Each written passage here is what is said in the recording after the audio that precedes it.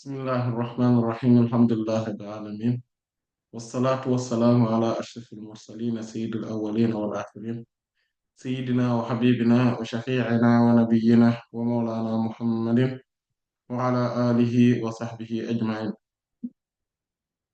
ورضي الله تبارك وتعالى عن قطب العارفين وإمام الصديقين مولانا أبو العباس أحمد بن محمد التجاني وخلفائه المهتدين وأهل طريقته الفائزين الرابحين وجميع المسلمين آمين يا رب العالمين أما بعد.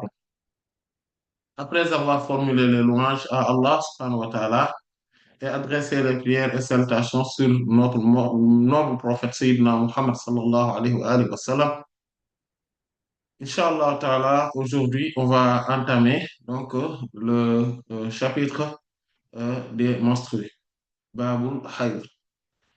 Nous avons choisi cette appellation comme pour la plupart des savants. Donc, pour dire d'abord, on avait commencé, il y a 2 ans, on va dire jour pour jour, qu'on avait commencé ce cours. Et on avait commencé par donc le livre de la purification, Kitab al-Tahara. On a vu, si je ne m'abuse, Babul Miyah, donc le chapitre des eaux, Babul Aniyah, le chapitre des récipients. Babul Najasa, le chapitre des impuretés matérielles. Babul Fitra, ou Al-Fitra, donc ou plutôt Babul Wudu, donc le chapitre des ablutions. Et après, on a vu, donc, Babul Fitra, donc, ce qui concerne le chapitre de la primordialité. Et puis, on a vu Babul Ghusl, le chapitre des ablutions majeures, donc du lavage rituel. Le 7e chapitre était le chapitre des ablutions sèches, donc Babul Tayammum. Et aujourd'hui, Inch'Allah Ta'ala, nous allons commencer à voir donc le chapitre qui, peut-être, dont on va rester plus longtemps, qui s'appelle, bon, je peux me tromper dans l'évaluation parce que le Bab Wudu aussi était long. Mais ce chapitre-là pourrait nous prendre beaucoup plus de temps que tous les autres chapitres qu'on a déjà vus. C'est Babul Hayd, le chapitre des menstrues.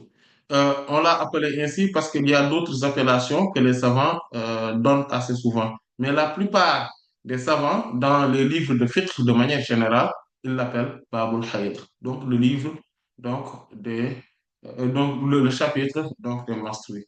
Et il y en a aussi parmi les savants du hadith, en fait ceux qui ont rédigé des recueils de hadith, comme par exemple dans les deux Sahih, eux, ils l'ont appelé, donc Imam al-Bukhari et Imam Muslim ont nommé Kitab al-Hayd. Donc, c'est-à-dire, ils ont pris le livre entier pour l'appeler le livre des monstres. Euh, Si on regarde par exemple l'imam Tirmidhi, rahimahullah, lui, il a appelé Bab al-Hayd. Parce que lui, en fait, les sous-chapitres, lui, il a appelé Abwab al-Tahar. C'est comme ça qu'il a appelé. Il n'a pas dit Kitab al-Tahar, mais il dit Abwab, lui. C'est-à-dire les chapitres. Donc c'est un livre. Donc, il réunit les chapitres de la purification. Et dedans, il y a, maintenant, il dit Bab. Donc, il dit euh, Babul Wudu, etc. Et donc, ici, il dit Babul Istihada. Euh, et là, il dit Babul Istihada, et donc il s'appelle le livre des métrorragies. D'accord? Donc, c'est-à-dire, c'est l'hémorragie interne.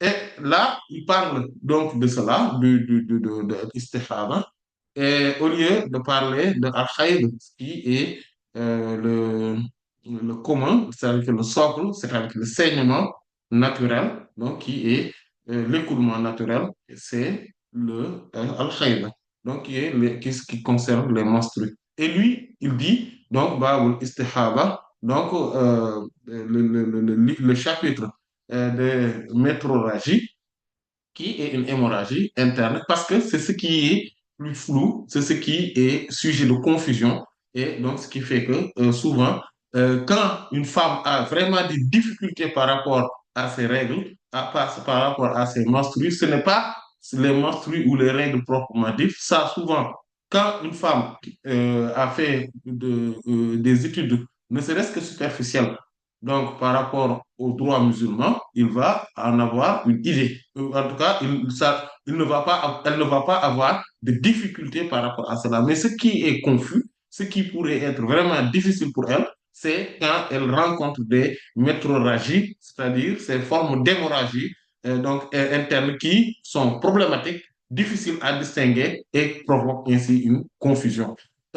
Et donc, c'est pour cela que certains ont choisi Babul Istihada. Mais nous choisissons Babul Haïd, donc le chapitre des menstrues, pour se conformer à l'écrasante majorité des savants, donc aussi bien dans le domaine du fiqh que dans le domaine du hadith. Et le terme al-khayd signifie étymologiquement, donc linguistiquement, l'écoulement, c'est-à-dire c'est as.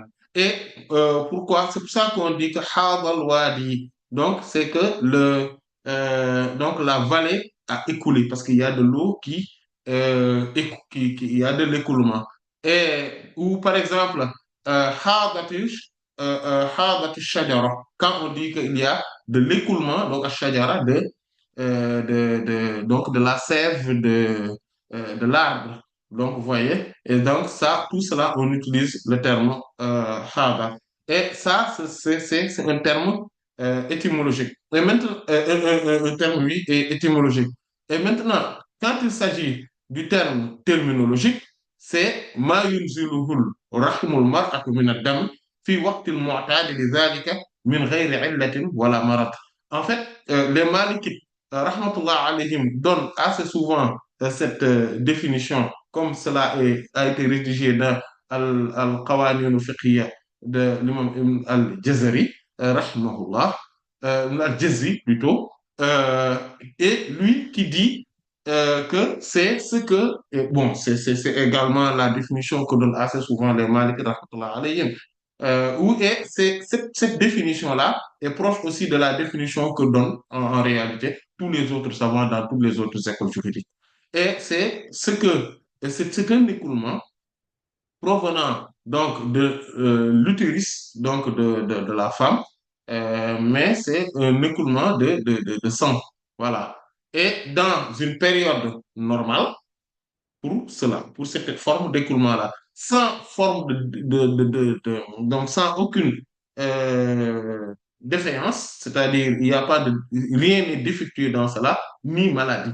Et donc, dans ce sens-là, c'est ce qu'on appelle al-khayr. Mais on va retourner maintenant sur notre définition linguistique d'abord. Et on va parler des termes qui sont certains donc venus ou apparus dans le Coran et certains autres dans la Sunna du prophète sallallahu alayhi wa sallam et pourtant qui donc nous parlent, nous donnent, en tout cas nous permettent de comprendre ces termes-là. En fait, l'imam An-Nawawi, rahimahullah ta'ala, dans son livre intitulé Al-Majmu', Sharh al-Muhazzab de l'imam Ibn Abi Ishaq al-Shayrazi, rahimahullah, donc l'imam An-Nawawi a donné 7 vocables donc, arabes pour désigner les menstrues, selon les origines, selon des origines, des angles, des volets différents. Voilà. Et par exemple, il y a Al-Hayd, il y a Al-Tams, il y a Al-Iraq, il y a Al-Dahik, il y a Al-Ikbar, il y a Al-I'sar et il y a Al-Nifas. On va les développer, Inch'Allah Ta'ala, toutes ces formes-là, Inch'Allah. Et donc, quand on prend maintenant Al-Haïd, c'est l'écoulement, comme on dit, c'est les menstrues. Et c'est le terme le plus générique, le plus connu, le plus célèbre. D'ailleurs, quand le Coran nous parle de al-mahid, donc, c'est-à-dire de yas'alunaka 'anil mahid qul huwa adhan. Donc, dans ce signe coranique-là, qui est dans la sourate An-Nisa, la sourate Al-Baqarah, Donc, on le verra, Inch'Allah. Ta'ala. On va parler brièvement aussi de ce signe coranique. Il y a aussi dans d'autres, comme par exemple, Wallati ya'isna min al-mahid min nisa'ikum in irtabtum fa'iddatuhunna thalathatu ashhurin wallahi lam yahidna. Wallahi lam yahidna.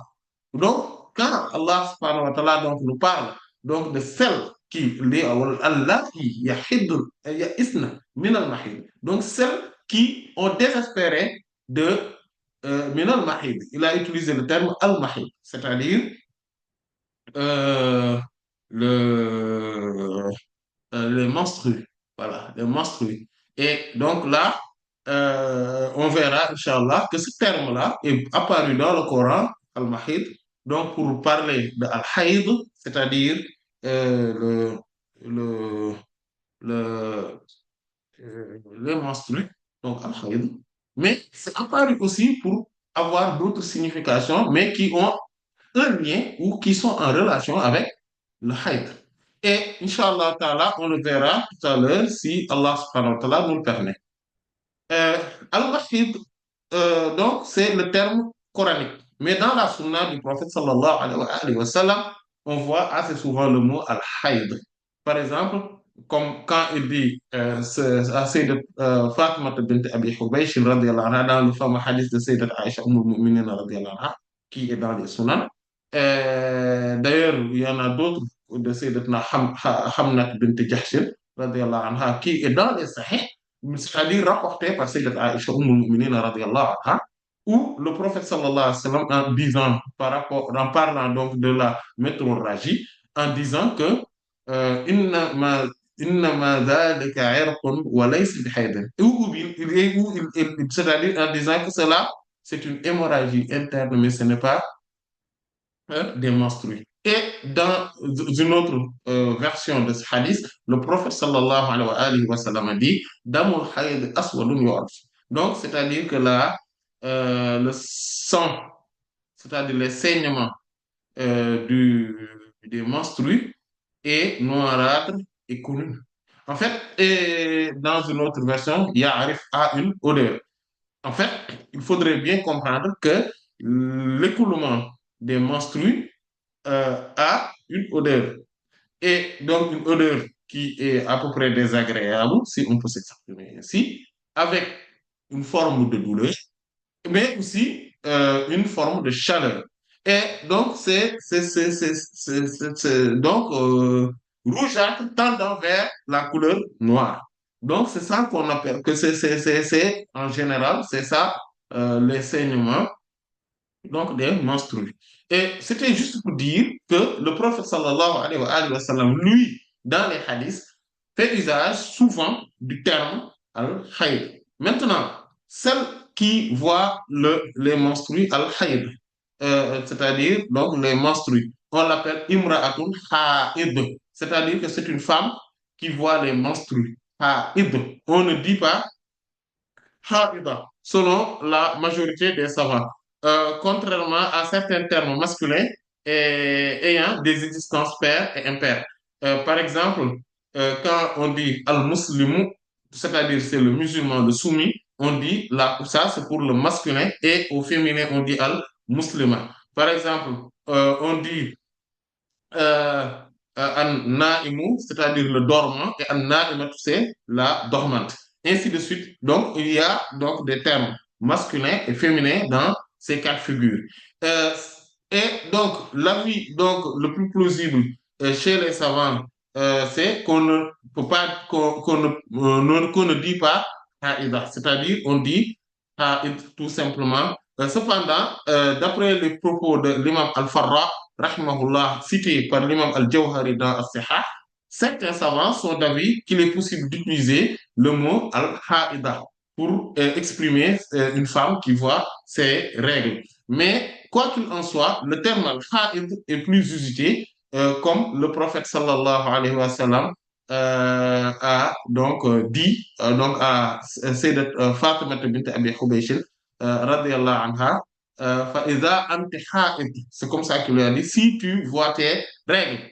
Donc, il y a plusieurs hadiths donc sur le sujet où le prophète sallallahu alayhi wa sallam utilise ces termes. L'autre terme, c'est an-nifas. An-nifas, normalement, on l'utilise et on le verra, Inch'Allah. Donc, les termes qui sont qui ont un rapport avec les menstrues.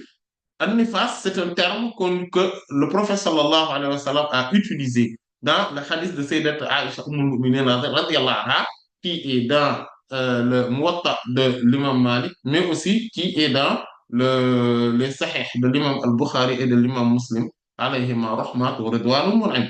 Lorsque Sayyidat Aisha radiyallahu anha donc, partait donc, à la Mecque, elle dit que j'ai eu mes règles alors que nous arrivions à Sarifa, donc qui est en proximité de la Mecque. Et le prophète sallallahu alayhi wa sallam nous vit alors, donc me regarde en train de pleurer et il m'a dit, ما لك أنا فستي إن هذا شيء كتبه الله على بنات آدم.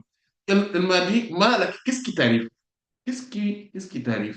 Nafisti, vous voyez? Donc, il a utilisé le terme nafisa, nafisat. Donc, an nifas, c'est-à-dire qui, étymologiquement, donc, provient de an nafas, qui signifie, donc, qui signifie un souffle, une respiration. C'est pourquoi, parce que pourquoi? En fait, ce terme-là est utilisé le plus souvent pour une femme qui donne un enfant. Quand une femme donne un enfant, on dit d'ailleurs waladun manfousun, ou bien, c'est-à-dire qui a été soulagé, c'est-à-dire respiré. Donc, vous voyez, c'est-à-dire, donc ce terme-là, pour dire, parce que quand la femme se soulage, vous voyez, elle pousse un souffle, le dernier souffle pour que l'enfant naisse. Et que c'est ce qu'on appelle, c'est là où il y a une originalité, en tout cas un lien entre les lochis, c'est ce qu'on appelle communément un néfaste, c'est-à-dire c'est les saignements génitaux ou l'écoulement génital donc de sang donc, qui provient de la naissance d'un enfant. C'est-à-dire que quand une femme donne une naissance à un enfant, il y a des saignements pendant cette période-là, souvent entre 3 et 6 semaines, qui font que, donc, bon, ça c'est souvent, on verra aussi, Inch'Allah, tout ce qui tourne autour donc, des lochis. Mais ces lochis-là, c'est donc cette période postpartum qui est la période dans laquelle il y a ces saignements-là. Donc, c'est ce qu'on appelle le saignement en tant que tel, on l'appelle le lochi. Et donc, et en arabe, on dit an-nifas. Et cela provient aussi du mot nafs, parce que nafs aussi, c'est adam, ça fait partie des synonymes donc du sang, an-nafs. C'est d'ailleurs, quand on parle on l'avait vu, lorsqu'on parlait des choses qui ne sont pas, ou en tout cas des animaux, des bêtes qui, même mortes naturellement, ne sont pas considérées comme impures, c'est ma la nafsa lahu sa'ila, c'est-à-dire ce qui n'a pas, ce qui là ne possède pas nafsun, ma la nafsa lahu, c'est-à-dire ce qui ne possède pas de sang, sa'ila qui écoule. Vous voyez?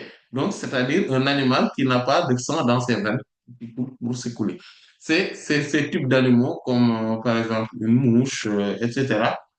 Donc, c'est les criquets, voilà, ce ne sont pas des impuretés euh, matérielles. Vous voyez? Donc, des souillures. Et ça, on l'avait vu, on en avait déjà parlé donc, dans le chapitre donc, des souillures ou des impuretés. Euh, aussi, donc, c'est pour dire que c'est pour le lien qu'il y a entre ces deux-là. C'est pour ça que le mot néfaste, on le rapporte plus pour le lochi que pour les, les, les menstrues. Mais ça a toujours un lien. Pourquoi? Quel est le lien? C'est que l'écoulement du sang de manière naturelle, c'est-à-dire, donc, on peut l'appeler aussi néfaste au moment où ce terme-là est, donc, ce terme-là a un lien donc avec l'écoulement naturel donc du sang et que le mot nafs donc signifie aussi sang. Vous voyez, quand on parle de nafs qui signifie âme, ego, le soi, vous voyez, le moi ou même le faux moi, etc. Ou la psyché, d'accord, la psyché, donc PS, Y, C, H, E accent aigu. D'accord? Ça aussi. Donc tout cela, on l'appelle nafs, mais le sang aussi, on l'appelle nafs. Vous voyez? Donc en arabe. Donc il ne faudrait pas confondre donc, ce qu'on est en train de voir. Et le souffle, al-nafas, donc vous voyez, c'est aussi le souffle, parce que aussi, vous voyez, il y a un lien. Parce que les femmes, quand elles voient les règles aussi, ils ont donc parfois, voilà, il y a un petit souffle là qui arrive. Et voilà, ce n'est pas du tout un moment facile, surtout il y a des hormones qui se développent, etc. Donc, on voit nettement le lien. Et le prophète sallallahu alayhi wa sallam a fait usage de cette expression pour dire, pour parler donc des menstrues. Il lui a dit donc, Anafisti, et lui a dit que ceci est une chose qu'Allah subhanahu wa ta'ala a décrété sur les filles de Sidna Adam alayhi salatu wa salam. Et il lui a dit, Isna'i kulla shay'ma yaf'aluhu al-hajj, ghayra annaka la taqufina bil bayt. Donc, fais tout ce que le pèlerin peut faire, sauf la circumambulation, c'est-à-dire le tawaf autour de la Kaaba et hatta tatahurina jusqu'à ce que tu sois purifié. Et donc, c'est ce hadith-là, donc, on voit nettement que le terme an-nifas est utilisé. Et aussi, c'est la femme qui est donc qui voit ses règles, on l'appelle ainsi le nufasa, an nufasa. On l'appelle aussi an nafisa ou an nafsa. Donc on utilise toutes ces formes de termes pour déterminer cette femme. On pourrait également utiliser le terme tams. Tams, ça signifie étymologiquement aussi le sang, mais le sang de la virginité et de la défloration. Vous voyez, quand Allah subhanahu wa ta'ala nous parle dans la sourate Ar-Rahman, la sourate numéro 55, quand elle parle donc des houris du paradis, et Allah subhanahu wa ta'ala nous dit Lam yatmithunna insun qablahum wala jan. Qu'avant eux, qu'avant eux, c'est-à-dire avant ces hommes-là, aucun homme ou djinn n'aura défloré, donc lam yatmithunna, ces filles, ces femmes-là, donc pour parler donc de cela. Et Al-Farra, rahimahullah, donc a dit que Attam signifie étymologiquement le mot sang. C'est pour cela que ce terme est utilisé pour la jeune fille qui perd du sang, vous voyez, et en perdant sa virginité. Mais aussi, on utilise ce terme pour exprimer le sang ou le saignement perdu ou l'écoulement pendant la période des menstrues. Donc, la femme donc, est ainsi appelée Toamis. Toamis. Vous voyez? Donc, comme on dit pas Toamisa, etc. Il y a aussi le terme Abdahik. Abdahik, c'est donc souvent, en général, c'est un terme qu'on utilise pour exprimer la rigolade, le fait de rire. Vous voyez, Dahika, c'est il a ri ou il a rigolé. Vous voyez? Mais ce terme-là est utilisé par le Coran en parlant de la femme de Sayyidina Ibrahim alayhi salam, qui s'appelle Sayyidatna Sarah alayhi salam. Et dans la sourate Hud alayhi salam, donc la sourate numéro 11, Allah subhanahu wa ta'ala nous dit وَامْرَأَتُهُ قَائِمَةٌ فَضَحِكَتْ. Vous voyez, il a utilisé le terme, le Coran utilise le terme فَضَحِكَتْ. فَبَشَّرْنَاهَا بِإِسْحَاقَ وَمِنْ وَرَاءِ إِسْحَاقَ يَعْقُوبَ. C'est-à-dire que sa femme était debout et elle rit. Donc, cette expression, elle rit, pourrait être traduite naturellement par elle vit ses règles. Alors, donc, فَضَحِكَتْ. Et il dit فَبَشَّرْنَاهَا بِإِسْحَاقَ. Nous l'avons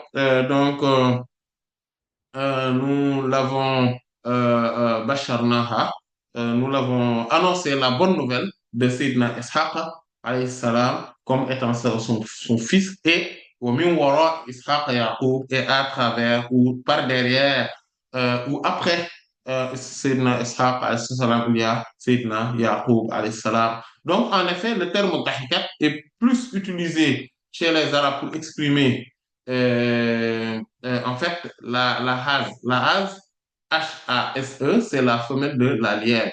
Du lièvre plutôt. On le verra, Inch'Allah Ta'ala. Donc, quand une lièvre voit ses règles, parce que il faudrait comprendre que les règles sont vues par, comme Al-Farra dit, rahimahullah, par quatre types d'animaux, en tout cas d'êtres, de mammifères.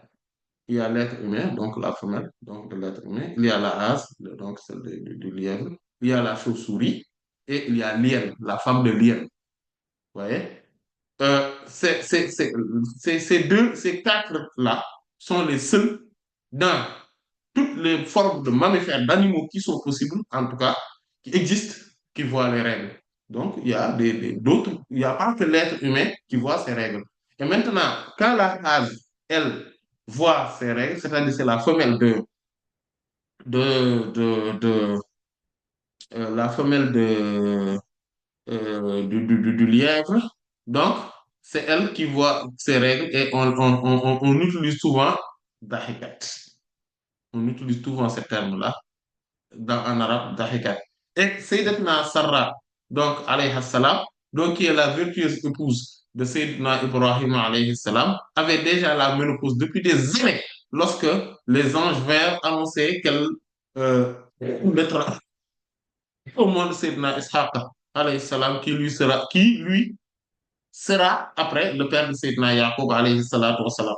Et si on regarde bien le Coran dans la sourate Az-Zariyat, euh, si je ne m'abuse, c'est la sourate numéro 51. Voilà, c'est la sourate numéro 51. Euh, donc, euh, donc c'est que elle, euh, quand il parle, dit que Sayyidina Ibrahim alayhi salatu wassalam, euh, dit que quand il dit, Allah subhanahu wa ta'ala nous dit que quand il lui a présenté, donc, فَقَرَّبَهُ إِلَيْهِمْ قَالَ أَلَا تَأْكُلُونَ parce que Allah subhanahu wa ta'ala dit que quand ils sont venus, d'accord, il dit, حَتَّى حَدِيثُ ضَيْفِ إِبْرَاهِيمَ الْمُكْرَمِينَ.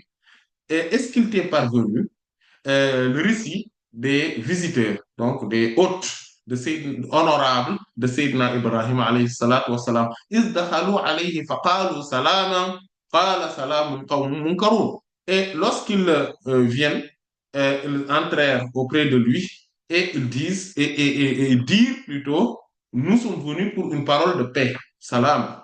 Et lui aussi il dit, nous, aux visiteurs aussi, nous, aux visiteurs inconnus, Qawm Munkaroun, donc les gens qui sont inconnus, voilà, vous êtes là, moi aussi je suis là pour toute la paix. Et donc, Faraha ila ahlihi faja'a bi'ijlin samin. Allah subhanahu wa ta'ala nous dit que, puis donc il alla discrètement à sa famille et apporta un veau gras. En fait, Sayyidina Ibrahim alayhi salatu wassalam, était caractérisé par le fait qu'il honorait toujours les invités, les visiteurs. Et donc, et donc il prépara un veau, vous voyez, et un veau qui n'est pas n'importe lequel, mais c'est un veau qui est gras. Et il a fait un méchoui avec pour leur amener. Mais فَقَرَّبَهُ إِلَيْهِمْ قَالَ أَلَا تَأْكُلُونَ. Il les a rapprochés donc à eux et en leur demandant, mais ne mangez-vous pas? C'est ce qu'il les a dit. Et quand il a vu que eux, ils ne mangeaient pas, parce que ce sont des anges, en fait, les anges ne mangent pas. Ils peuvent se métamorphoser en être humain, prendre la forme d'animaux, etc. Mais quand ils prennent la forme d'êtres humains, les êtres humains ne les reconnaissent pas. En fait, ils peuvent les rencontrer, ils vont penser que ce sont des êtres humains comme eux. C'est pour ça que Sayyidina Ibrahim a pensé que c'était un être humain comme eux. Et euh, donc, il lui a dit, et quand il a senti la peur, comme Allah l'a dit dans cette sourate-là, فَأَوْجَسَ مِنْهُمْ خِيفَةً قَالُوا لَا تَخَفْ. Donc, quand il ressentit maintenant de la peur, voilà, par rapport à eux, donc eux, ils disent maintenant, la takhaf, n'aie pas peur. وَبَشَّرْهُ بِغُلَامٍ عَلِيمٍ. Donc, et ils lui annoncèrent donc la bonne nouvelle donc de la naissance donc d'un garçon, ouais, qui est un savantissime. Voilà, un garçon qui est un grand détenteur de la science. Et c'est là qui nous intéressait. Regardez, regardez pourquoi le mot dahikat ne peut pas être traduit dans ce contexte coranique, dans la sourate 11, dans la sourate Al-Hud, par il a rigolé. C'est le sens le plus proche et le plus raisonnable, c'est qu'il a vu ses règles, qu'elle a vu ses règles. Pourquoi? C'est la suite dans la sourate numéro 51 qui nous le dit. Quand Allah subhanahu wa ta'ala nous dit فَأَقْبَلَتِ امْرَأَتُهُ فِي صَرَّةٍ فَصَكَّتْ وَجْهَهَا وَقَالَتْ عَجُوزٌ عَقِيمٌ. Donc, quand on lui a annoncé cette nouvelle-là, cette femme-là, Allah subhanahu wa ta'ala nous a dit dans l'autre sourate وَامْرَأَتُهُ قَائِمَةٌ. Sa femme était debout. Vous voyez, وَامْرَأَتُهُ قَائِمَةٌ فَضَحِكَتْ. D'accord? Il a utilisé le terme dahikat. Et ici, Allah subhanahu wa ta'ala nous dit que alors sa femme s'avançant, en criant, se frappant le visage. Donc elle était émerveillée. Donc là, c'est contradictoire avec le fait de rigoler. Elle était abasourdie, étourdie. Vous voyez? Euh, voilà. Et dit, mais une vieille femme stérile, ajuzun aqim. Et les anges disent, قالوا كذلك قال رب إنه هو الحكيم العليم. Il dit, ainsi dit ton Seigneur responsable de l'évolution de toutes choses, et c'est lui, en toute vérité, qui est le sage, l'infiniment sage et l'omniscient, savantissime. Donc, on voit nettement ici que le terme dahikat, donc ad-dahik, donc cela peut avoir donc bien évidemment que le sens de de voir ces règles. Il y a aussi donc le terme et donc la femme qui voit ses règles. Donc quand on utilise le terme dahik, donc c'est dahik. Donc imra'atun dahik, c'est ce qu'on dit. C'est une femme qui voit ses règles. Et il y a aussi d'autres termes qui sont utilisés comme al-iraq qui en fait, signifie étymologiquement le combat, la lutte. Parce qu'en fait, vous voyez, ces périodes-là, ce sont des périodes de lutte intérieure, donc des hormones donc de la femme, mais aussi, ce sont des périodes de lutte. C'est aussi une forme de lutte parce que c'est dur. Vous voyez, les règles, souvent, les femmes, ou la majorité, une bonne partie des femmes ont des règles douloureuses. Vous voyez? Et donc, c'est pour ça qu'on l'appelle donc Iraq. Et donc, donc cette femme-là, on dit Harikat, elle voit ses règles. Et donc, on dit que c'est une femme Imra'atun Harik. Donc, vous voyez? Et le pluriel, c'est Awarik. Voilà. Et il y a aussi Al-Ibkar. Et Al-Ibkar, c'est, ou bien aussi, on utilise aussi parmi les termes utilisés, c'est al-ikbar plutôt, al-ikbar. Voilà. Et donc, al-mar'atu, on dit mukbirun. C'est, voilà, mukbirun. Donc, pour parler de la grandeur, parce que aussi, c'est une période de grandeur, voilà. Et donc, c'est quelque chose qu'une femme a de plus que les hommes. Et donc, on dit une femme mukbir. Al-ikbar, c'est comme ça qu'on dit. Et on dit al-i'sar, et la femme est monceur. Bon, donc qui est la pression. Vous voyez, al-i'sar. Vous voyez, l'asr, c'est la pression. Vous voyez, donc c'est parce que aussi c'est une période de pression, etc. Et la femme est monceur. Donc ça, c'est pour parler donc de l'étymologie et donc des termes utilisés soit par le Coran et soit assez souvent par les Arabes. Et ce qu'il faudrait aussi retenir, c'est que euh, une que le Coran nous parle donc de cela, al-hayd, vous voyez, par donc le signe coranique. Donc, comme on avait dit tout à l'heure qu'on allait la voir, où Allah subhanahu wa ta'ala dit dans la sourate Al-Baqarah, Yas'alunaka 'anil mahid. ويسألونك عن المحيض قل هو أذى فاعتزلوا النساء في المحيض حتى يطهرن فإذا تطهرن فأتوهن من حيث أمركم الله إن الله يحب التوابين ويحب المتطهرين. En fait, c'est le signe coranique numéro 222, donc dans la sourate numéro 2. Al-Baqarah, vous voyez, il y a les 2, 2, 2, 2, 2. Vous voyez? Et Allah subhanahu wa ta'ala, donc c'est les causes d'abord de révélation de ces ayats, c'est que c'est ce qui a été rapporté par Sayyidina Anas ibn Malik radiyallahu ta'ala anhu et qui est dans le Sahih de l'imam Muslim rahimahullah, où il dit que les Juifs en fait avaient l'habitude أن اليهود كانوا إذا حاضت المرأة فيهم لم يواكلوها ولم يجامعوهن في البيوت. C'est-à-dire que les Juifs avaient l'habitude que lorsque une femme parmi eux voyait ses règles, donc était dans des moments de menstrues, il ne mangeait pas avec lui, avec elle, et il n'avait aucun lien, c'est-à-dire qu'il ne se mélangeait pas avec elle. Voilà. En fait, on l'isolait, quoi. On l'isolait. Et, فسأل أصحاب النبي صلى الله عليه وآله وسلم. Donc les compagnons du prophète sallallahu alayhi wa sallam, radiyallahu anhum, bon, ont vu cette situation-là, ils ont interrogé le prophète sallallahu alayhi wa sallam et lui فأنزل الله تعالى يسألونك عن المحيض قل هو أذى فاعتزلوا النساء في المحيض. Donc c'est ça, c'est pour cela que ils vont interroger au sujet donc de al-mahid, donc euh, donc al-mahid, c'est donc des menstrues. Voilà. Et quand il t'interrogera sur ce sujet-là, qul huwa adhan.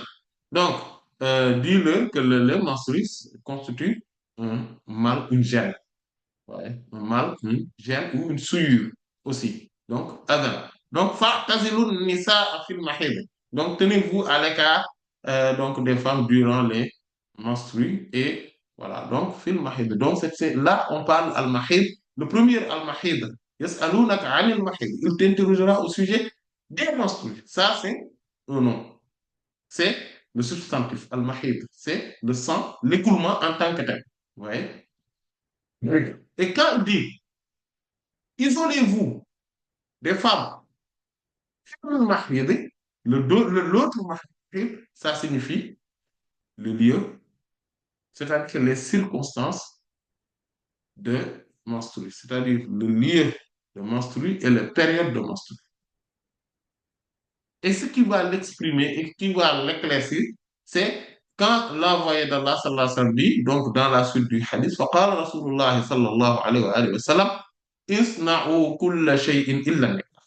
Le prophète sallallahu alayhi wa sallam dit, faites toutes choses avec elle, à part, à part quoi? L'acte conjugal. Rien d'autre n'est interdit. Il y a que l'acte conjugal, c'est-à-dire la pénétration qui est qui est illicite. Sinon, vous pouvez tout faire. Et ce qui le montre encore, c'est qu'il y a un hadith qui est dans les Sahih où Sayyidat Aïcha radiyallahu anha dit كان رسول الله صلى الله عليه وسلم إذا حدت كنت أعتذر ويباشرني وأنا حائض. Que l'envoyé d'Allah sallam a dit que quand je voyais mes règles, je suis en période de menstru, il me demandait de prendre une couverture sur moi-même et il avait un contact direct avec moi. Il faisait tout ce que faisait un homme avec son époux, à part, il dit, mais au-dessus de la couverture, il dit, wa ana ha'id, alors que moi, j'étais dans mes périodes de menstrues, je voyais mes règles. Voilà. Donc, les Juifs ont entendu cela, donc quand les Juifs donc, ont vu voilà, qu'il y a un ayah, donc un signe coranique qui a été révélé pour parler de cela, qu'est-ce qu'ils disent? فقالوا ما يريد هذا الرجل أن يدع من أمرنا شيئا إلا خالفنا فيه. Cet homme ne veut rien d'autre que à chaque fois qu'il y a quelque chose en nous, il ne peut pas le délaisser tant qu'il ne nous a pas contredit, tant qu'il n'est pas en contradiction avec nous. Il n'est pas vraiment divergent dans nos formes, donc dans nos comportements, dans nos faits, dans toutes choses qui nous concernent. Et, et là, il y a deux sahaba, donc deux compagnons radiallahu anhum, qui sont venus.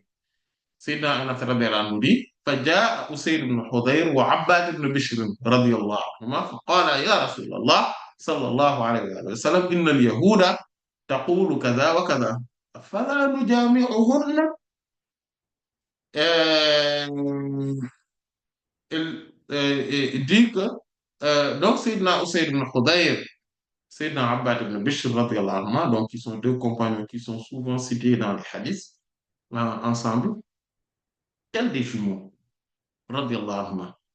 Et mais cette fois-ci quand ils sont venus, ils ont dit au prophète sallallahu alayhi wa sallam que les Yahouds ont dit telle ou telle chose. Donc ils ont relaté ce que les Yahouds, les Juifs, voilà, ont raconté. Et puis ils disent à la fin, mais est-ce que nous ne pouvons même pas aller plus loin en ayant des rapports conjugaux avec elles, avec les femmes, quand elles ont les menstrues? Et là, فتغير وجه رسول الله صلى الله عليه وآله وسلم. تظننا أن قد وجد عليهما. Le prophète sallallahu alayhi wa sallam avait un visage qui s'est totalement métamorphosé à partir de ce moment-là. Jusqu'à ce qu'on s'est dit que il les a, il a eu une pulsion vraiment par rapport à ces deux personnes-là, qu'il ne veut plus les voir. Mais فخرج فاستقبلهما هدية من لبن إلى النبي صلى الله عليه وآله وسلم فأرسل في آثارهما فسقاهما فعرف أن لم يجد عليهما. Et là, ils sont partis, mais ayant la truie. Vraiment, parce que vous voyez, vous imaginez, même en rêve, le prophète sallallahu alayhi wa sallam se montre mécontent avec vous. Vous voyez, ça, durant toute la vie, ça va vous hanter, hein. Ça va vous hanter. C'est quelque chose qui va revenir toujours dans votre tête. Parce qu'en se disant que j'ai vu le professeur en rêve, il était mécontent avec moi, il m'a regardé faire quelque chose dans ce rêve-là et il était mécontent. Vous voyez? Donc, imaginez maintenant en vrai, dans la période de la révélation, que le professeur sallam, donc, soit comme ça, vous voyez? C'est très dur. Mais le professeur sallam, c'est quelqu'un qui est très aimable, très miséricordieux, clément. Voilà. Vraiment quelqu'un qui est très... donc, en fait, dans son comportement, il est doux. Il a une belle... Voilà. Il peut être mécontent, renfrogné, etc. Il peut être... il peut être remonté par rapport à une situation, mais par rapport aux personnes, il est toujours après, voilà, il est réconciliant. Voilà. Et c'est ce qu'il a fait. Parce que eux, quand ils sont sortis, inquiets, bien évidemment, et il y avait donc quelqu'un qui avait amené du lait au professeur sallallahu alayhi wa sallam comme cadeau. Le professeur sallallahu alayhi wa sallam a demandé qu'on le poursuive et qu'on les en donne pour qu'ils en boivent. Et quand ils ont vu cela, ils se sont rendus compte que le professeur sallallahu alayhi wa sallam n'était pas remonté contre eux-mêmes. C'était juste que le professeur était mécontent par rapport à cette parole. Parce que quand Allah subhanahu wa ta'ala ou le professeur nous enseigne quelque chose, il faut qu'on s'en limite. Même quelles que soient les conditions, il ne faudrait pas aller plus loin. Il ne faudrait pas aggraver les choses, ainsi de suite. Ou bien, en tout cas, il ne faudrait pas exagérer ou laxiste. Voilà. Rien entre les deux là. Donc, c'est ce qui fait que donc Allah subhanahu wa ta'ala donc, nous dit que Donc, il t'interroge au sujet donc, des menstrues. Donc, dis-leur que c'est un mal, une souillure, une gêne. Et donc, isolez-vous des femmes pendant les périodes ou pendant les moments donc, des menstrues. C'est-à-dire, ce que cela signifie, c'est juste une chose, c'est qu'il ne faudrait pas faire de rapport conjugal avec elles. Contrairement à ce que beaucoup pensent, et d'ailleurs, on le verra, Inch'Allah, ta'ala, plus en détail, en fait, les choses qui sont interdites aux femmes qui voient les règles, parce que c'est un sujet extrêmement important, c'est que une femme qui voit ses règles, donc les règles ont un impact sur ses actes d'adoration et ses actes de, de dévotion, donc, mais aussi donc à l'ibadat, mais aussi c'est sur les actes sociaux et culturels. Parce que aussi, il y a tellement de sujets où les menstrues sont présents, comme Inch'Allah, Ta'ala, on le verra, comme par exemple la prière, donc les ablutions, le lavage rituel, donc al-ghusl. Donc une femme qui voit ses règles, donc quand elle fait donc on lui interdit de faire la prière, donc c'est illicite pour elle, le jeûne, le lavage rituel, donc et les ablutions, donc mineurs ou majeurs aussi. Euh, Sauf maintenant dans ce cas de figure sur une bon, il y a des cas où on peut lui permettre, voilà, mais ça, Inch'Allah, on le verra en détail. Mais de manière générale, elle ne peut pas le faire. Il y a aussi tawaf, donc la circumambulation donc, de la Kaaba. Elle ne peut pas toucher le Coran, elle ne peut pas entrer dans une mosquée. Et elle ne peut pas réciter le Coran aussi de manière générale. On verra, Inch'Allah, ta'ala, les exceptions et les cas de figure où elle sera tolérée.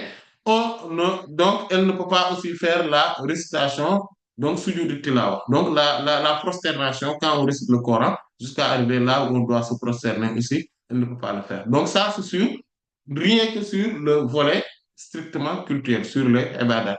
Maintenant, sur le volet socioculturel, c'est-à-dire al-mu'amalat, donc les menstrues ont un impact direct sur sur, par exemple, le divorce, talaq, et tout ce qui tourne autour du divorce. Voilà. Parce qu'il y a une interdiction formelle à son époux de la divorcer, comme Inch'Allah, ta'ala, on le verra. Il y a aussi une interdiction d'avoir des rapports intimes avec son époux.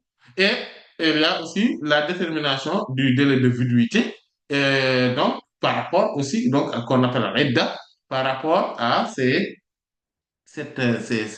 menstrues. Il y a aussi la puberté de la femme qui pourrait être déterminée par les menstrues.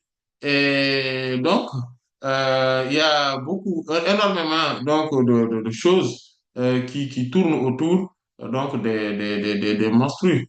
Euh, et aussi, euh, euh, donc voilà, donc il y a, c'est ce qui fait que l'importance donc de la prise en compte des menstrues sur le plan donc juridique et législationnel euh, donc fait que beaucoup de thèmes sont concernés par al-Khaïr. Voyez, voilà. Comme on vient de s'en apercevoir, comme on vient de s'en apercevoir. C'est pour cela qu'il est impératif, surtout aux femmes, de s'y intéresser, de s'intéresser à ce sujet-là de très près et de l'étudier vraiment profondément. Comme Inch'Allah Ta'ala, nous allons prendre notre temps pour pouvoir vraiment faire une étude profonde, approfondie donc, de ce sujet-là, Inch'Allah Ta'ala. Et c'est pour cela aussi que l'imam Ahmad, rahimahullah, par exemple, a dit Makastu fil khayd tis'a sinina hatta atqantuha. J'ai passé 9 longues années à étudier les monstrues au point de les maîtriser avec perfection. Donc, imaginons par exemple que la femme qui ne connaît rien donc des lois concernant les menstrues ou les perturbations, les hémorragies durant cette période, ou en tout cas, ou d'autres formes d'hémorragie. Celle-ci voit l'écoulement du sang sans savoir qu'il s'agit vraiment des menstrues ou pas. Vous voyez? Imaginons aussi donc cette autre femme qui touche ou lit le Coran sans savoir que cela lui est interdit pendant cette période. Ou encore cet homme qui divorce de son épouse alors qu'il ne devrait pas le faire, par exemple durant les menstrues, voilà, etc. Et c'est pour ça que les savants vraiment ont donné beaucoup d'importance à ce sujet-là. C'est d'ailleurs à cause de cette très grande importance donc, de ce chapitre qu'il y a d'éminents savants tels que l'imam Ad-Darimi, rahimahullah, lui ont l'ont consacré des ouvrages. Par exemple, l'imam Ad-Darimi, rahimahullah, a rédigé un livre, un ouvrage entier sur un seul cas. Vous voyez, il y a les femmes sont de différentes. Il y a Al-Haïd, la femme qui voit ses règles. Vous voyez, les femmes sont les suivantes, les types de femmes. Il y a Al-Haïd, la femme qui voit ses menstrues. Il y a Al-Mustahama, la femme qui voit les métroragies, donc les hémorragies internes. Il y a Zat Dami Fasadi Mu'illa, c'est-à-dire que celle qui a des saignements défectueux et de maladies. Celle-là est différenciée. Inch'Allah, lors des séances à venir, on va bien le préciser. Pourquoi? Inch'Allah, quelle est la différence entre ces deux-là? Et il y a Nufasa, la femme qui voit les louchis. Ouais. Et certaines parlent même, augmentent. En fait, il y a Al-Hamil. Bon, on va le rajouter, mais Al-Hamil peut, c'est-à-dire que celle qui est enceinte, mais qui rentre dans soit at-tahir, c'est-à-dire c'est la femme purifiée, donc qui n'a aucun saignement, donc elle est pure, purifiée de manière totale, il n'y a aucun saignement ou aucun écoulement, mais aussi il peut y avoir une autre femme c'est-à-dire que quand elle est enceinte, parce que c'est là où aussi il est intéressant de traiter l'autre sujet, Inch'Allah, qu'on verra la semaine prochaine, Inch'Allah, lors de la séance, en tout cas à venir, Inch'Allah, c'est donc cette question de la femme qui est enceinte, est-ce qu'elle peut voir les règles ou pas? Et ça aussi, Inch'Allah, on va le traiter. Mais c'est juste pour dire qu'il y a tous ces types de femmes. On en a cité six, même si le cinquième pourrait rentrer dans le premier et le dernier. D'accord? Mais c'est juste pour dire que qu'il y a plusieurs types de femmes. Maintenant, parmi ces types de femmes, parce que al-haïd, par exemple, celle qui voit les menstrues, est subdivisée en plusieurs groupes. Et on les verra, Inch'Allah. On verra ces différents groupes de femmes qui voient les règles. Parce que, de manière générale, où l'écrasante majorité des femmes voient les règles, les menstrues. Mais, mais elles ne sont pas identiques. Elles sont classées en différentes femmes. Parmi celles qui voient les règles, je dis. Pas celles qui sont dans des formes d'hémorragie, de maladies, etc. Non. Juste celles qui voient les règles de manière normale, ordinaire, classique. Elles sont, on peut les subdiviser déjà. Mais il y a une autre, donc le mustahana, celle qui a des hémorragies, c'est-à-dire des métroragie plutôt, oui, ce terme-là. J'ai toujours un souci avec ce terme-là, métroragie, c'est-à-dire que c'est une hémorragie interne, un écoulement, donc qui, par voie vaginale ou en tout cas génitale, donc, voit donc des saignements. C'est cette femme-là, par exemple, euh, euh, aussi est subdivisée. On peut la subdiviser. Ces formes de femmes. Il y a plusieurs femmes. Et il y a une parmi ces femmes-là qui s'appelle Al-Mutahayyira. C'est l'étourdie. Il y a une femme qui est étourdie. Et cette forme de femme-là, rien que cette forme de femme-là, Imam Ad-Darimi, rahimahullah, a rédigé un grand livre concernant cela, cette forme de femme. Et si on regarde, par exemple, l'imam An-Nawawi, rahimahullah ta'ala, dans le Majmu', il a, sur les 747 pages, en fait, on peut dire qu'il a consacré 372 pages.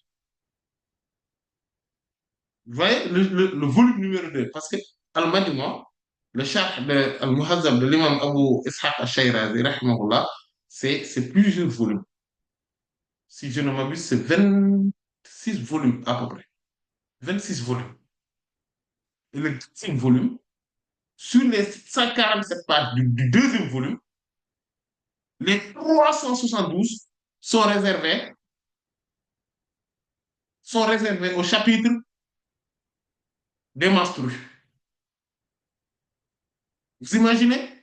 372 pages sur ce sujet-là. Et dans certains cas, il n'a fait qu'un petit résumé, ou en tout cas un résumé, que dans certains cas. Donc, cela montre combien ce sujet-là est important. Et parlant maintenant de Al-Mutahayyira, c'est-à-dire que l'étourdie, elle est surnommée ainsi du fait qu'elle est confuse, perplexe, étourdie, elle est dans une forme d'ambiguïté et voilà, et d'équivoque. Vous voyez? Donc, elle est étourdie par rapport aux différentes situations auxquelles elle est confrontée lors de ces jours d'écoulement de sang. Pourquoi? Parce qu'à cause de la difficulté à déterminer la période exacte des règles, des menstrues. Et voilà. Donc, c'est pour cela qu'elle est aussi appelée al-muhayyira, c'est-à-dire la déconcertante ou embarrassante. Vu que cette situation embarrasse et déconcerte même les savants et les rend aussi perplexes, confus, étourdis. Et ils sont devant un énigme. Voilà, au sujet de ces écoulements, des écoulements de cette femme. Donc, on va finir par donner, donc par parler, donc, ou par exhorter donc les femmes et les étudiants. Donc, par rapport à ce sujet-là, il faudrait comprendre vraiment que celui qui maîtrise le chapitre des menstrues a acquis un grand bienfait d'Allah subhanahu wa ta'ala. C'est un honneur qu'Allah subhanahu wa ta'ala lui a fait.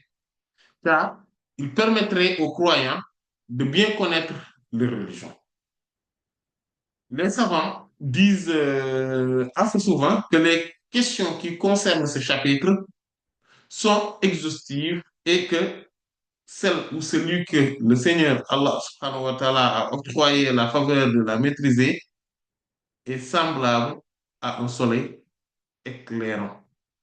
Et que s'il arrive que les personnes ignorantes acquièrent le savoir à travers lui, alors sa récompense n'est que multipliée, décuplée, et, on peut dire même à presque à l'infini. En voyant donc les savants traiter vraiment les différentes branches de la religion avec approfondissement et en multipliant les questions annexes, particulièrement concernant ce chapitre-là, le chapitre donc des menstrues, certains ignorants en arrivent à les sous-estimer en pensant que, voilà, que Euh, voilà pourquoi il parle de tout ça, c'était pas important, c'est voilà. Alors que ce sont ces choses-là, en fait, qui sont les choses les plus importantes. C'est des choses qui sont vraiment importantes parce que leurs avis, les avis des savants reposent sur le Coran et sur la Sunna du prophète sallallahu alayhi wa sallam. Et ce type de chapitre, c'est le type de chapitre qui nous montre l'étendue, mais l'importance de l'islam. Le fait que ça, c'est vraiment quelque chose qui traite tout en profondeur. Voilà. Inch'Allah Ta'ala. Donc, lors des séances à venir, on va parler donc de différents types de segments. Inch'Allah. On parlera donc beaucoup plus sur, maintenant, on va venir vraiment beaucoup plus sur les choses. Cette séance était juste une séance qui était en guise d'introduction par rapport à ce sujet qui est fort important. Et Inch'Allah Ta'ala, lors des séances à venir, Inch'Allah, on traitera vraiment davantage sur on va parler maintenant des différences. Par exemple, on va parler d'abord de Al-Hayd, c'est-à-dire les menstrues, et quelles sont les caractéristiques. Il faudrait les reconnaître de deux autres formes de segment et d'écoulement, parce que voilà. On va parler donc des différences. On va parler vraiment des caractéristiques de telle sorte qu'une femme qui voit autre chose saura que vraiment elle n'est pas en train de voir des monstres. On va aussi typifier les femmes, parce que c'est plusieurs types de femmes. On va parler donc de ce qui tourne autour des menstrues, c'est-à-dire par exemple l'âge minimum pour voir les règles, l'âge maximum pour voir les règles, le ménopause maximum, par exemple. On va parler par exemple du temps minimum, le délai minimum pour qu'on peut voir les règles et du délai maximum qu'on peut voir les règles. Le temps maximum qu'on peut voir les règles, par exemple. Et les formes de règles qu'on peut voir, les formes de femmes, quand on les subdivise, quand on les classifie, etc. On va voir à peu près ces sujets-là qui vont concerner, qui vont être vraiment comme un berceau, comme un fondement, une base pour pouvoir comprendre vraiment tout ce qu'on pourrait étudier maintenant par rapport à ce sujet-là.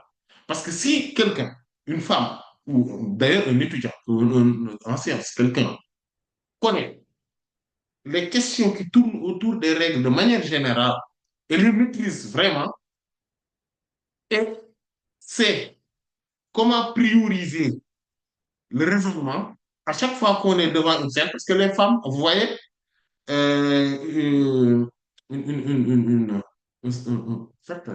savant, un savant qui maîtrise ce sujet, ou bien une femme qui le maîtrise. Bon, j'ai différencié entre le savant et la femme, parce que cette femme-là est savante.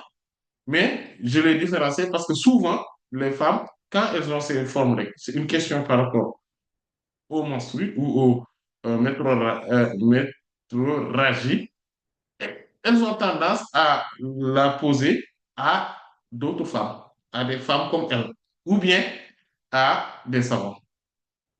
Mais si mais celui qui a l'habitude, en tout cas, de recevoir des questions, c'est pertinemment qu'il y a vraiment une multitude, presque une forme, presque, on va dire, une infinité, entre guillemets, une infinité de problèmes qu'une femme peut rencontrer dans sa vie par rapport à ça. Et donc, pour répondre à toutes les questions éventuelles, il y a une méthodologie à comprendre, à percevoir, à maîtriser. Soit, si on maîtrise cela, on le connaît, on le comprend et on connaît les questions basiques et la méthodologie qu'il faudrait prendre là, les questions en fait, on peut résoudre toutes les questions, toutes les énigmes concernant cela. Mais il y a des choses quand même qu'il faudrait comprendre. Ce sont ces bases-là d'abord qu'on va mettre en place dans les premières séances à venir, Inch'Allah. Et si on les met en place, vous allez voir, petit à petit après, quand on va évoluer, vous allez voir que ça va être ça va être fluide, ça va être très, très, très simple. Ce n'est pas du tout aussi trop compliqué, comme le pensent beaucoup, parce que souvent on dit que les femmes, comme ce chapitre-là est compliqué. Souvent on le dit, que ce chapitre est compliqué. En réalité, ce n'est pas du tout compliqué. C'est juste que faudrait juste, il y a des choses qu'il faudrait comprendre. Si on le comprend, on va le maîtriser, on va maîtriser tout le reste. On va maîtriser tout le reste. Et Inch'Allah, c'est ce qu'on va faire. Voilà. Si beaucoup disent que c'est compliqué aussi, c'est en grande partie parce que cela ne concerne pas les hommes. Parce que les hommes, quand ils parlent par exemple de la prière, du jeûne, quand ils parlent par exemple de la souillure, etc., tout ça, de beaucoup de choses, de beaucoup de questions, c'est parce qu'ils peuvent la pratiquer. Mais les menstrués, ils ne peuvent pas le pratiquer. Mais quand même, malgré cela, ils peuvent quand même il y a, il y a des choses qu'il arrive à comprendre. Et si on le comprend vraiment de manière nette et claire, sans ambiguïté, après, c'est bon. C'est comme on pourrait vraiment les traiter comme les femmes pourraient le comprendre aussi. C'est-à-dire qu'on peut se mettre au même niveau d'égalité par rapport aux femmes sur ce sujet-là si on connaît avec exactitude les définitions des choses. Après, ça va toujours se baser pour une bonne partie dans l'imagination, alors que la femme peut la maîtriser beaucoup plus facilement parce qu'elle elle vit ça et elle sait qu'est-ce que c'est. Vous voyez, parfois, on voit On peut grandir dans certains, par exemple, dans certains milieux. On peut naître, un homme peut naître jusqu'à décéder à l'âge de 100 ans sans jamais voir la couleur ou sans jamais voir qu'est-ce que c'est que le segment des menstrues. Il ne le verra jamais de sa vie. Ça peut arriver, ça. Ça, on peut dire même que ça arrive souvent. Donc, c'est ce qui fait que, donc, cela ne relève que de l'imagination. Mais ça, c'est pour un savant qui a l'habitude de se baser sur des imaginations, des suppositions, d'analyser, etc. Voilà. Donc, ce n'est pas du tout un problème, en fait. Si beaucoup de savants ne maîtrisent pas ce sujet, c'est parce que tout simplement, ils s'intéressent beaucoup plus sur d'autres sujets. C'est vrai qu'il faut s'intéresser sur tous les sujets qui nous concernent d'abord, mais qui concernent tout le monde. Mais c'est que ce sujet-là, c'est tellement important qu'un savant ne doit pas se permettre de l'ignorer ou d'en ignorer les coins et recoins. Donc, c'est pour cela qu'on va lui donner une attention particulière. Et je vous demande, vous aussi, de lui donner une attention particulière. Inch'Allah ta'ala. Donc, on va s'atteindre là, Inch'Allah. Allah en sait davantage. Wallah ta'ala alam. Wa sallallahu ala sayyidina Muhammadin wa ala alihi wa sahbihi ajma'in. Subhana rabbika rabbil izzati amma yasifun. Wa salamun ala mursalin. Alhamdulillah.